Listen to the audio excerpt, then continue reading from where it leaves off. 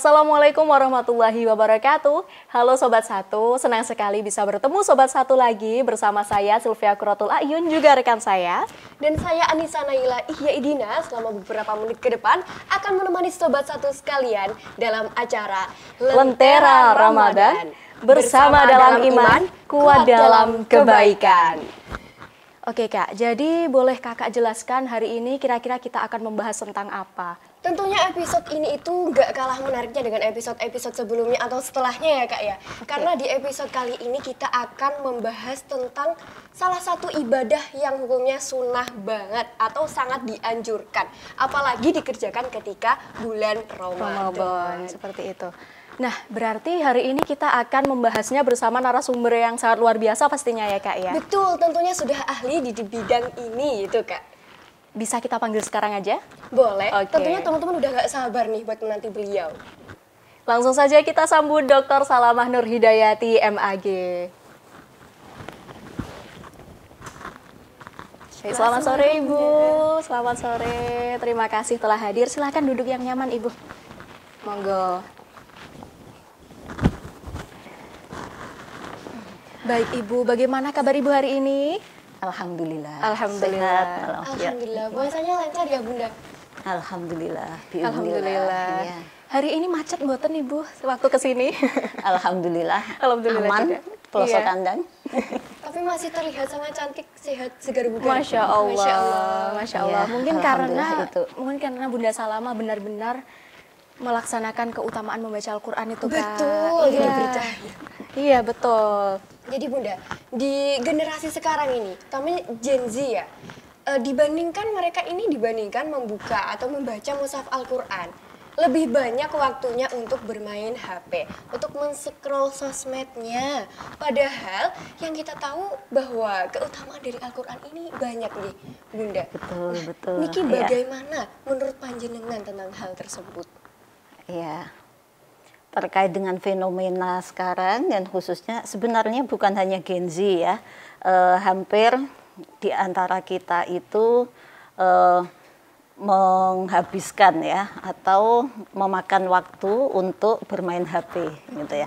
Tapi terkait dengan momen sekarang ini di bulan Ramadan Mbak ya, ada satu kegiatan yang memang betul-betul harus kita tingkatkan gitu, dan itu nanti nilainya sebagai ibadah sebagaimana tadi sudah disampaikan, yaitu membaca Al-Quran. Nah, sebenarnya scroll-scroll itu tidak apa-apa kalau yang di-scroll itu ternyata aplikasi Al-Quran gitu ya. Betul, iya. Atau memang mengkaji tafsir itu kan juga ada di HP gitu ya. Iya karena memang zaman sudah berubah Iya, seperti iya, itu kan ya sebenarnya Ibu. makanya scroll itu tergantung apa yang di-scroll dan dibaca Betul. ya. Nah, terkait itu tadi ya, masalah membaca Al-Quran dengan media atau apapun gitu ya, sebenarnya ini memang perlu menjadi perhatian bagi kita semua ya. Bagi kita semua, kan mengingat bahwa Al-Quran itu bagi umat Islam adalah kitab yang merupakan kitab petunjuk ya, sebagai hudan gitu ya. Kalau kita mau mendapatkan petunjuk kan mestinya kita harus mendekat kan gitu ya. Dan kita tahu ada petunjuk apa di Al-Quran itu kan ya harus kita gali, harus kita baca, dan disitulah akhirnya ada perintah untuk membaca Al-Quran gitu ya. Nah, terkait dengan membaca Al-Quran ini banyak sekali manfaat atau faidahnya, atau biasanya disebut fadilah ya, Mufti ya, disebut fadilah. Gitu.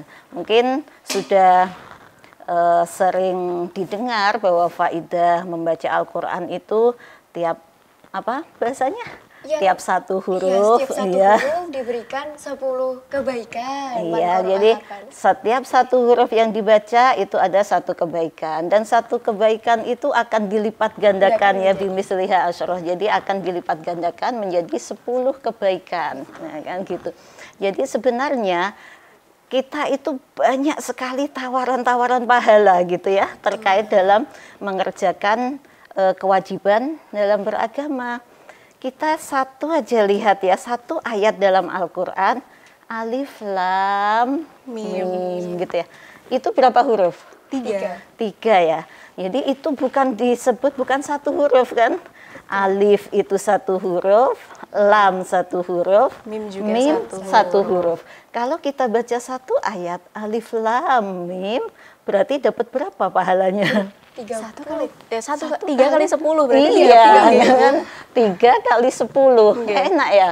Nah, belum lagi kalau misalnya bagi yang masih tertatih-tatih dalam membaca Al-Quran, nah itu kan ada ya, orang itu ada yang sudah fasih, ada yang sudah lancar, gitu. Tapi ada juga yang masih mau belajar, ada yang malu gitu ya.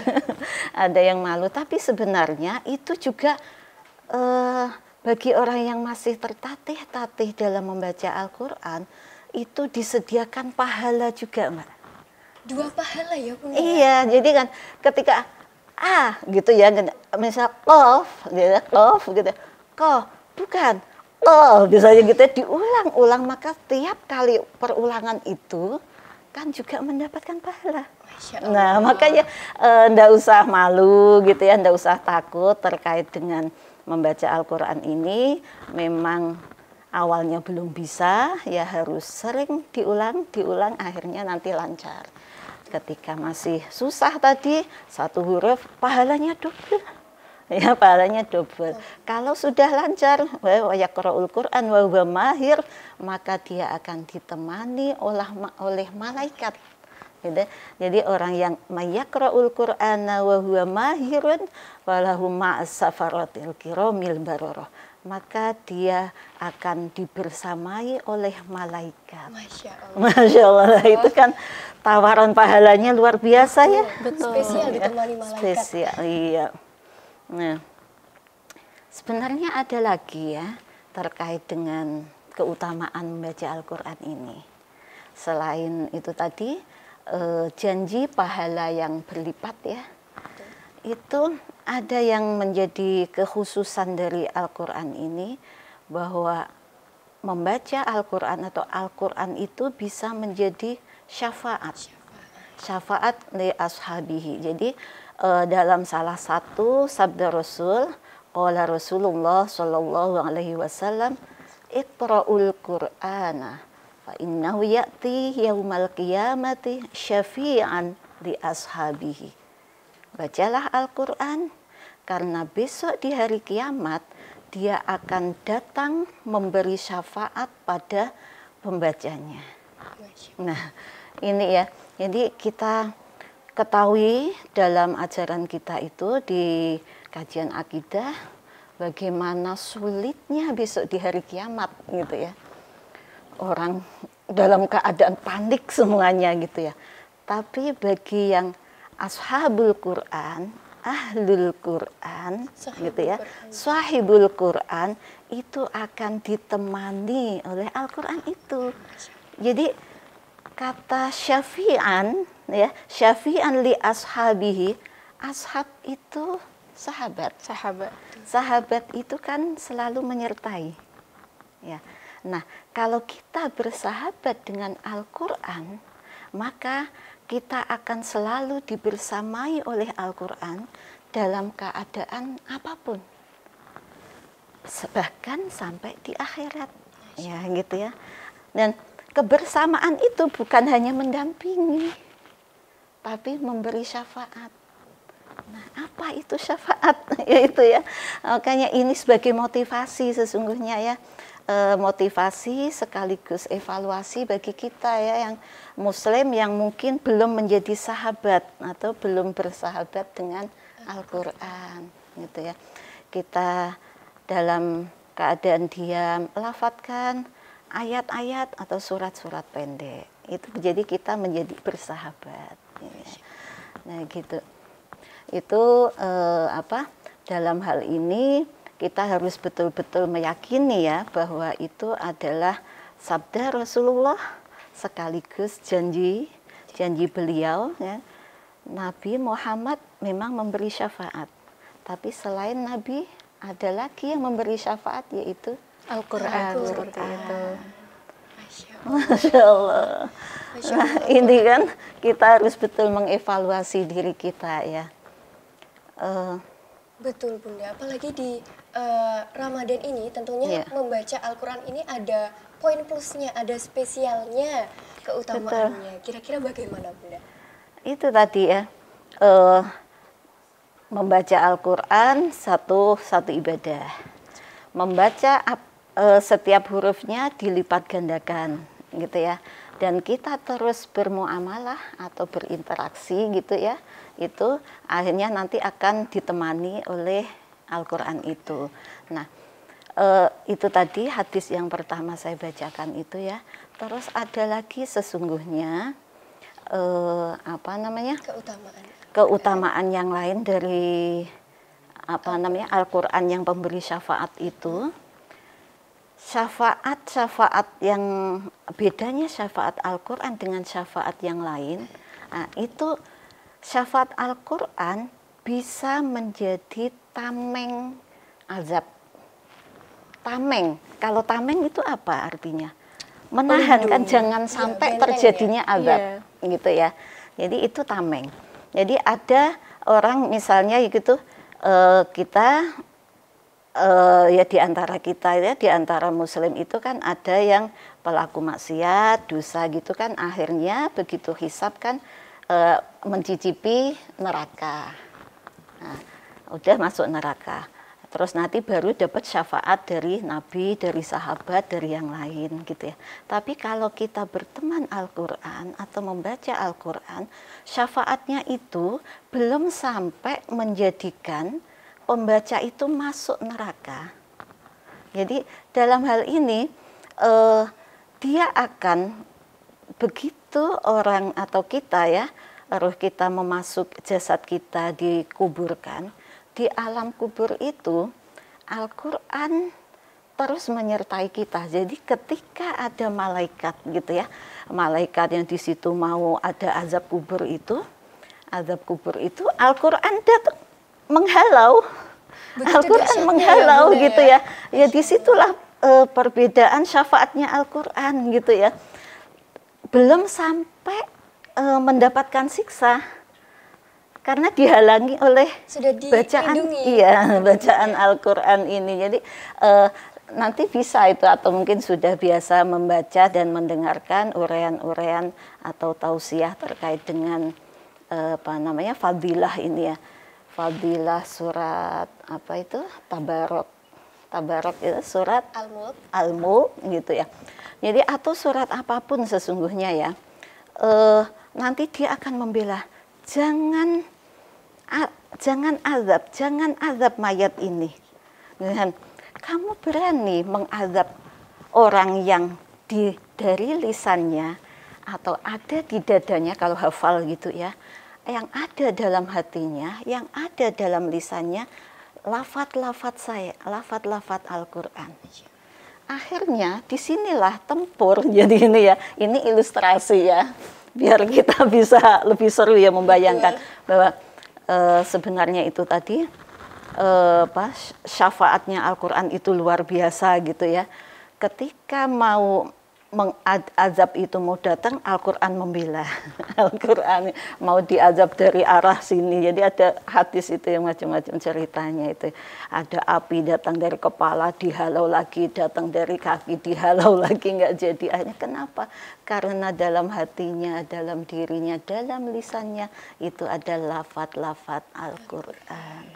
Masya Allah. Masya Allah. Di setiap surahnya ada fadilahnya masing-masing ya? Iya, itu fadilahnya banyak ya Al-Quran. Selain apa itu tadi disebut syafi'an, bisa juga menjadi syifaan. Apa itu Ibu syifaan, Ibu? Syifaan itu obat atau penawar. Bisa obat sakit fisik, bisa psikis gitu ya, fisik atau rohani. Jadi ada bacaan dari salah satu surat, ayat gitu ya, dibaca nanti bisa menjadi obat. Bisa penenang, bisa ruqyah istilahnya ya. Jadi sebenarnya ada bisa kita praktekkan itu sederhana. Innal Fatihah gitu ya, 5 quri'at lahu. Jadi kalau kita membaca Al-Fatihah itu fadilahnya sesuai dengan niat hajat kita. Jadi kita pengen apa dikabulkan, kita pengen apa sakit, kita bacakan mana bagian yang sakit gitu ya. Terus lanjutannya hadis itu ada juga wa innaha ruqyah hakun. Jadi sesungguhnya surat Al-Fatihah itu bisa sebagai ruqyah yang manjur gitu ya. Jadi bacakan aja misalnya air gitu ya. Surat Al-Fatihah pengen apa nanti bisa menjadi obat, bisa obat fisik, bisa obat psikis. Nah itulah, itu hanya salah satu ya, atau berapa tadi ya? Ya, yang sudah dan juga syifaan tadi. Syifaan dan sesungguhnya masih banyak lagi terkait dengan fadilah membaca Al-Quran. Baik Ibu, sudah kami dengarkan dan juga sudah Sobat Satu dengarkan beberapa keutamaan dari membaca Al-Quran seperti yang Ibu sebutkan tadi, syafi'an dan juga syifaan seperti itu. Nah, pertanyaan saya adalah dalam waktu-waktu Ramadan seperti ini, adakah waktu yang sangat sangat optimal? Istimewa ya. Iya, istimewa seperti itu. Istimewa yang sesungguhnya ya semua waktu itu kan bagus ya. Tapi ada momen-momen tertentu ya yang mempunyai derajat lebih gitu ya, atau tingkat lebih. Nah, terkait dalam siklus harian ada yang mengatakan bahwa waktu subuh dan waktu maghrib, jadi pergantian siang dan malam. Jadi waktu subuh itu waktu yang bagus untuk membaca Al-Quran karena kita masih kosong gitu ya, baru bangun fresh. Isilah dengan itu tadi bacaan-bacaan Al-Quran. Di situ akan meningkatkan kecerdasan. Ya kan, ada sistem syaraf gitu ya, sistem syaraf yang bisa disentuh dengan lafaz-lafaz dan bacaan itu. Disitulah salah satu mukjizat ya, mukjizat Al-Quran gitu ya. Iya, kita maksimalkanlah ya waktu kita untuk membaca Al-Quran. Baik Ibu, dalam bulan Ramadan seperti ini ya Ibu ya, pastinya kami dalam beribadah itu pasti terdistract kesibukan yang lainnya seperti itu. Nah, bagaimana pesan dan juga motivasi dari Ibu mungkin kepada Sobat Satu untuk bisa membagi waktunya supaya masih dapat mendapatkan keutamaan dari membaca Al-Quran itu sendiri, Ibu? Iya, sesungguhnya semua orang itu mempunyai waktu yang sama. Dalam sehari semalam 24 jam. Cuman peruntukannya yang berbeda. Berbeda-beda. Iya, gitu. Ya, prioritasnya yang berbeda.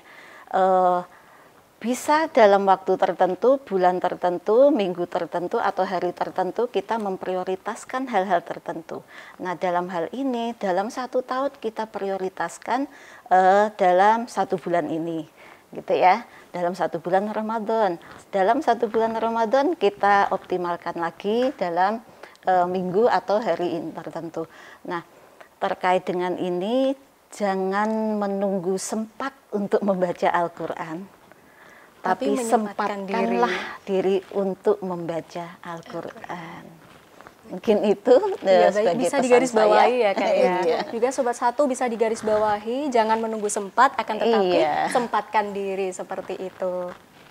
Apalagi seperti yang pernah saya tahu ya Bunda ya, seperti yang pernah saya baca itu, kalau tidak salah ini Bunda bisa koreksi juga dan teman-teman, kalau Imam Syafi'i itu menghatamkan selama bulan Ramadan itu selama 60 kali hatam, dan juga Imam Maliki bahkan istirahat untuk tidak mengajar karena fokus Al-Quran gitu Bunda. Iya, banyak sekali ulama soleh itu yang memprioritaskan kegiatan-kegiatan tertentu dalam waktu-waktu tertentu. Dan bahkan ada yang menyebut bagi kita itu nggak logis atau nggak rasional. Betul. Tapi apapun itu kadang ada sesuatu yang memang bersifat karomah itu tidak bisa gitu ya dinalar gitu ya.